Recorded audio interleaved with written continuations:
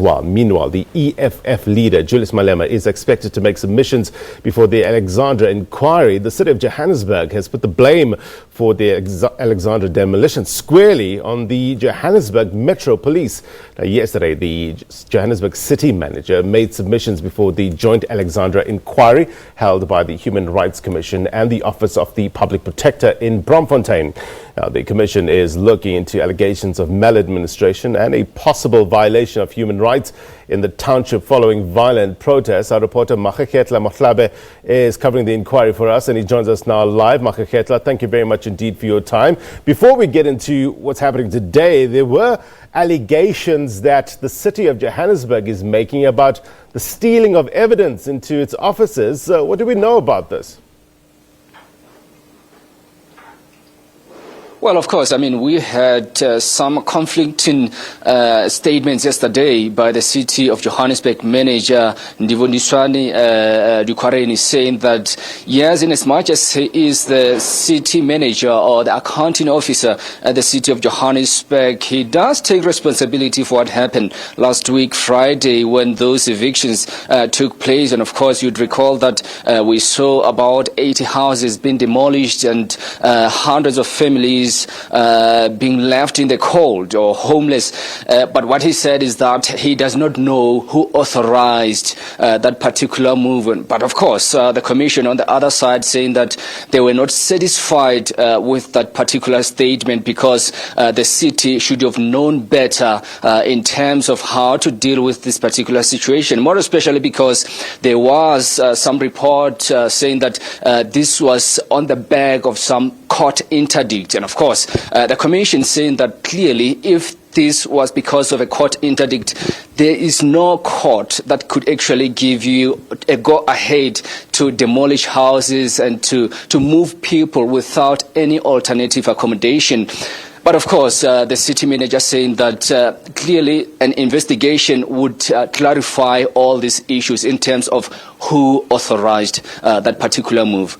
With regards to the demolitions, I heard an interview that you did with the city manager, and he spoke about them looking at the PI Act. What is this act all about, and did they follow this act in terms of executing the demolitions? Well, of course, I mean, the PI Act, of course, as he explains it, is an administrative process according to him. So, in other words, the City of Johannesburg were aware that these evictions were going to take place. So, but the question, of course, that came through from the Commission was, were the residents made aware that these evictions were going to take place? But he didn't actually give any clarity in that. He kept on saying that let's rather wait for this investigation to kick in, or to rather give us an outcome so that we would know what really happened and who authorized that particular move. So it just remains to be seen what that investigation is going to give us. I guess the Human Rights Commission on the other side, alongside Public Protector's Office, will also compile their own findings as well as recommendations at the end of this particular inquiry to give us a way forward in terms of what's supposed to be done, more especially because we know that a lot of people were left homeless following that particular evictions. So there was an undertaking to rebuild some of the homes. Do we know if that's still on the cards? Yeah. Well, he said, the city manager, he did explain that that particular discussion is still underway, but he did mention that, yes, Mayor Herman Mashaba wanted to go to the area to rebuild those houses.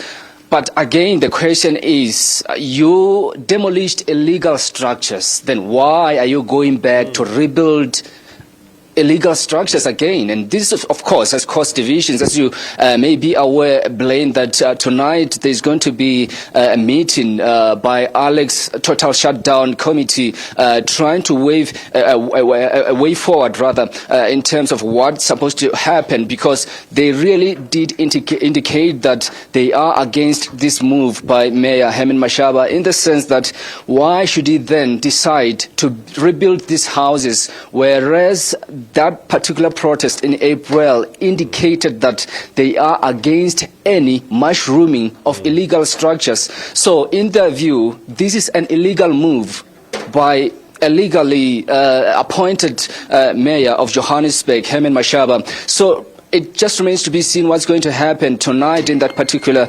meeting by Alex Total Shutdown. But of course, we know that as I mentioned, the city manager did mention that Mayor Herman Mashaba is contemplating going there to rebuild those houses.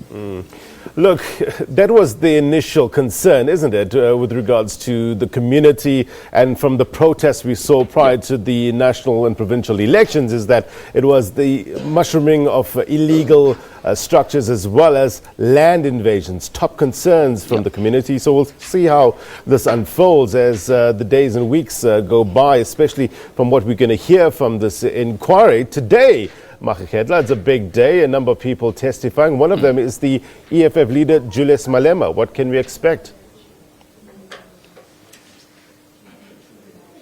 And of course, I can mention that he has just arrived. We have seen the spokesperson, Dr. Mbuyiseni Ndlozi, arriving as well. So I can let me just mention that, of course, a couple of weeks ago, we had former MEC for Human Settlements in Gauteng, Uhuru Muilwa, mentioning that these land grabs that we see in Alexandra are basically perpetuated by EFF, and you would expect actually EFF leader Julius Malema to actually clarify on that, because he did mention Uhuru Muilwa that these are some of the issues that they've been trying to address, but it seems like EFF leader or even EFF itself is actually encouraging these issues.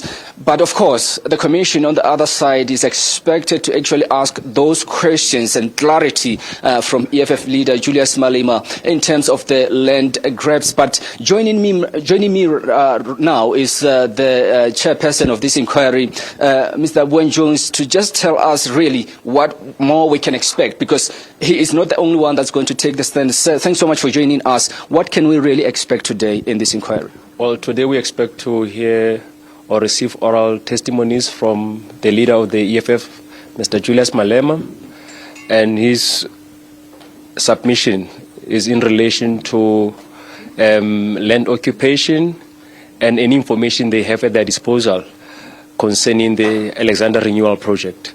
We also expect to hear the oral testimony of the group head of forensics at the City of Johannesburg, General Shadrach Sibia. They have initiated their own forensic probe into the Alex Renewal Project, and they have indicated that they would like to make submissions to this inquiry and assist us to establish what happened to the money that was earmarked for the redevelopment of Alexandra.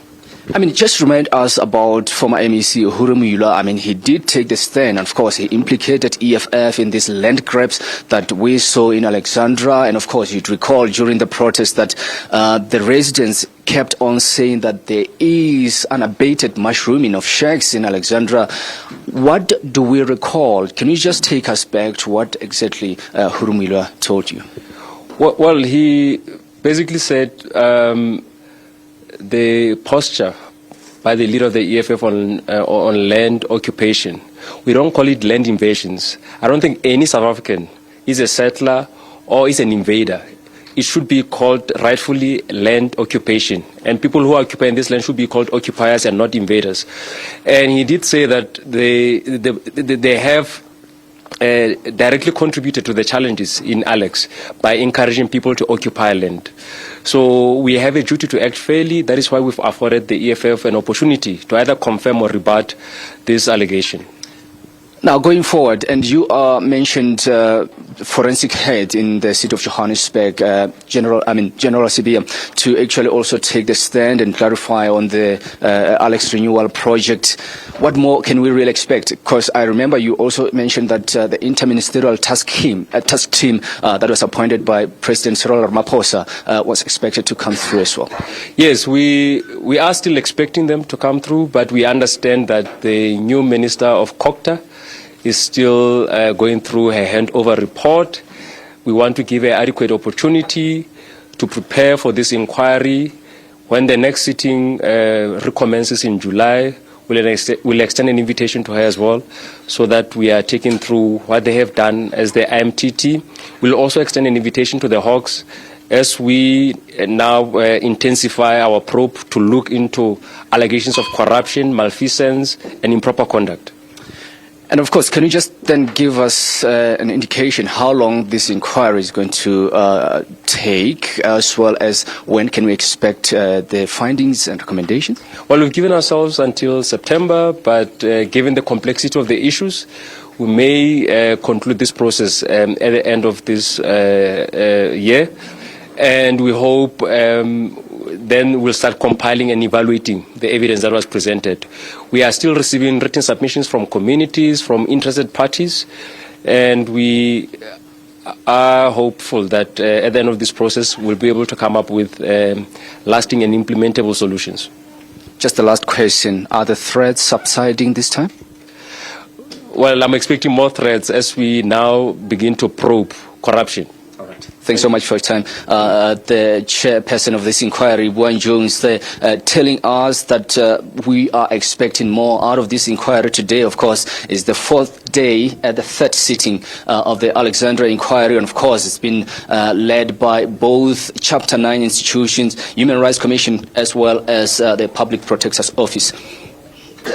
Maageketla Mohlabe, thank you very much indeed, my friend. We'll try to catch up with you a little later on. Desiree?